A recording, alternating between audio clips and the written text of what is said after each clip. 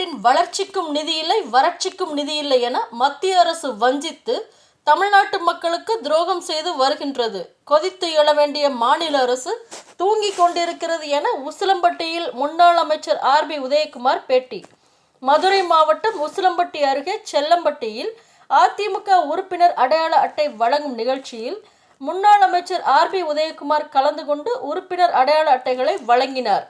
பின்னர் செய்தியாளர்களை சந்தித்த முன்னாள் அமைச்சர் ஆர்.பி. உதயகுமார், மத்தியில் உள்ள அரசும் மாநில அரசும் மக்கள் மீது அக்கறை இல்லாமல் மக்களுக்கு செய்ய வேண்டிய கடமையை கூட செய்ய தவறி இருக்கிறார்கள் என்பதற்கு எடுத்துக்காட்டாகத்தான் இன்று பள்ளி கல்வித்துறைக்கு நிதி வழங்குவதில் அலட்சியம், அரசியல் காழ்ப்புணர்ச்சி என்று தமிழகம் முழுவதும் விவாதிக்கப்பட்டு வருகின்றது.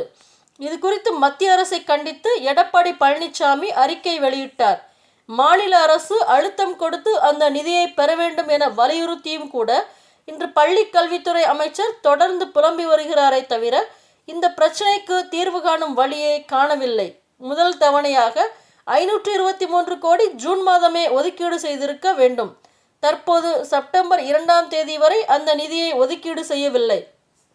புதிய தேசிய கல்விக் கொள்கையின் அமலாக்கத்தை வெளிப்படுத்தும் வகையில் PMG பள்ளிகள் திட்டத்தில் இணைந்தால்தான் SSA திட்டத்திற்கு நிதி வழங்க முடியும் என்று தமிழ்நாடு அரசுக்கு மத்திய அரசு நிபந்தனை விதிப்பதாக மாநில பள்ளி கல்வித்துறை அமைச்சர் தொடர்ந்து பேசி வருகின்றார். செப்டம்பர் இன்னைக்கு 2ஆம் தேதி இதுவரை அந்த நிதியை ஒதுக்கீடு செய்யலை. இது புதிய தேசிய கல்விக் கொள்கையின் அமலாக்கத்தை வெளிப்படுத்தும் வகையில் 2022 தொடங்கப்பட்ட PMG பள்ளிகள் என்கிற திட்டத்தில் இணைந்தால்தான் SSA திட்டத்திற்கு நிதி வழங்க முடியும் என்று தமிழ்நாடு அரசுக்கு மத்திய அரசு நிபந்தனை விதிப்பதாக இன்றைக்கு மாநில பள்ளிக்கல்வித்துறை அமைச்சர் அவர்கள் தொடர்ந்து பேசி வருகிறார்கள். கடைசி 2 தவணைகள் இதுவரை வரவில்லை என்றும் அவர்கள் கூறி வருகின்றார்கள்.